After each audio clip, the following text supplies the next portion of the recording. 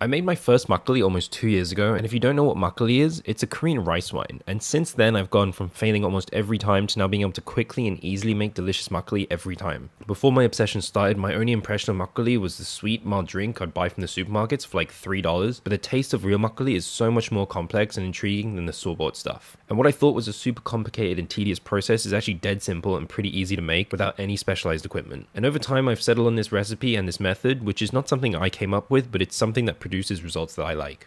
This recipe starts off with 1 kilogram of dry glutinous rice and 1 liter of filtered or bottled water, and then 100 grams of nuruk, which is a natural starter unique to makgeolli. I've gently washed the rice and then let it soak for at least 2 hours, and I've also added the nuruk to the 1 liter of bottled water and let it sit for around an hour. After soaking, I'll let the rice drain and I'll run the nuruk through a filter bag, but I'm going to massage the nuruk in the water to extract more of the goodness and then thoroughly squeeze all the water out and then discard the solids. Doing this produces a much more clean tasting makgeolli without the mustiness of the nuruk. Once the rice is drained, I'm going to steam it until firm, sort of like al dente pasta, then spread the rice out to cool, turning it over every so often to let all the rice cool down to room temperature. I'll move the cooled rice to a large mixing bowl and then combine with the nuruk water, and using clean hands I'll mix together the rice and the nuruk for around 20 minutes, using a method of compressing and decompressing the rice. Doing this will make the rice absorb the nuruk water as it decompresses, allowing the enzymes in the nuruk to get to work faster. Transfer everything to a clean vessel, then lay some cheesecloth or a clean towel over the top and place the lid on the jar, and then I'll place the jar in a cool, dark place. On the first and second days, I'll take this out and give it a mix, and then on the third day onward, I'll leave this completely to ferment. On the first day or two, the makgeolli will look completely dry as the rice absorbs all the water, but gradually, as the enzymes get to work, liquid will separate out from the rice. I usually let this go for 5 days, but you can let it go longer, but 5 days will produce a sweet and creamy makgeolli. I'll filter this through a fine mesh bag and then transfer into bottles. This makgeolli, however, will still be fermenting and quite active, so be sure to regularly burp the bottles and the flavor will change even more over time. Personally, I like the taste after 3 days of being bottled. This will come out somewhere between 5 to 10% alcohol, but you can water this down with bottled or filtered water. And this should be drank within a couple weeks of bottling, otherwise it'll go pretty sour,